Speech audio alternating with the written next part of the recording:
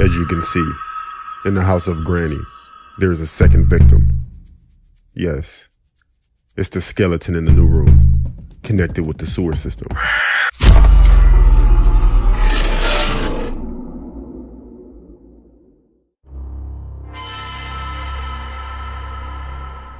He was a thief who was running away from the cops. His name was Kevin Foreman.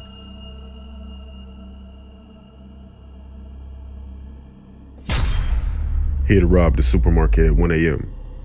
Kevin, with his bike, he was able to get away from the police. He had stolen $3,000. Kevin hid himself in an underground parking lot. Kevin sat down and began to count the money. While he was counting the money, he was hitting the back of his head with something. He turned around immediately to see what it was.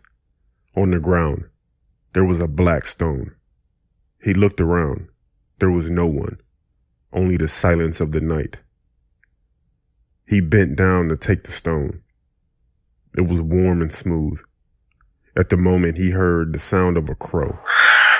Then he saw the crow in a black car. The crow was staring at him, and that look filled him with fear.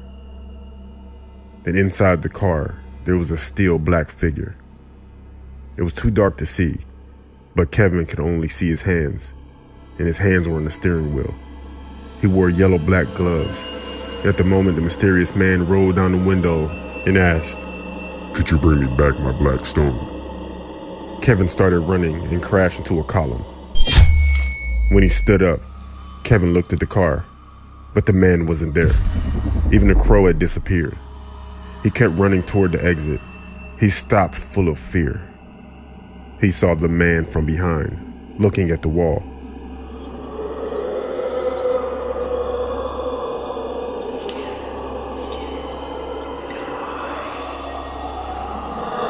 Then he felt something under his foot. It was the black stone.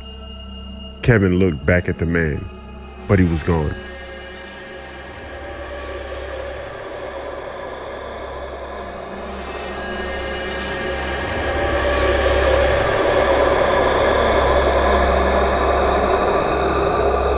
Then he heard the man's voice behind him saying, "Could you bring me back my black stone?"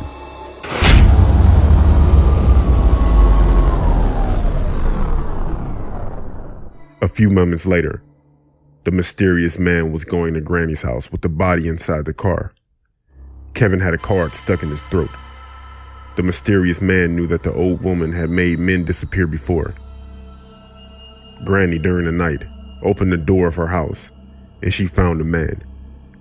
Granny felt no fear. She couldn't. The man told Granny to get rid of Kevin's body in exchange for the money he had stolen. Granny accepted the man, and he gave her the crow. Then he left without a word, in the darkness. Granny then put Kevin's body inside the room.